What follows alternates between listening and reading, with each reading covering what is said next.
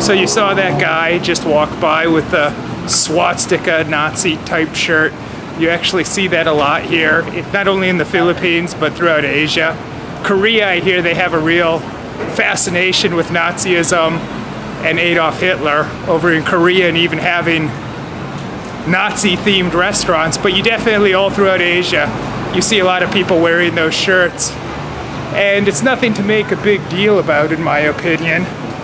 They don't really necessarily understand the meaning behind it. It's not that I'm trying to call them stupid or ignorant, but to them, they don't have the emphasis on it in their education system. They don't really learn about that stuff. But you will see people walking around frequently with Nazi-style swastika shirts on.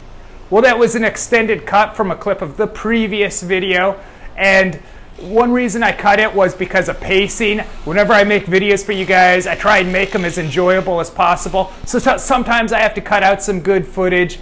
But as a creator, sometimes you really don't know what people are going to react to. Sometimes you'll put something in a video and then people get angry about it and you're like, oh, I didn't expect that. Other times, like in the case of this, you'll put something in and it seems like out of this one small thing of a guy walking by just wearing a shirt with a Nazi flag on it, it seemed like 80% of the comments reacted to that, even though we had a lot of other stuff in that video. And some people even asked, is that because they don't like Jews there? And honestly, I don't think the average person would know what a Jew is here. And other people, someone pointed out that swastikas in Asia, they generally mean spirituality. And that is true.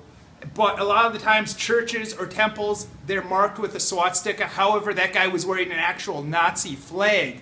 But you got to keep in mind, it's really just a fashion to these people. You also see people wearing shirts with Mao, the communist leader, or communist stars on them. And in reality, they don't really think about what they're wearing.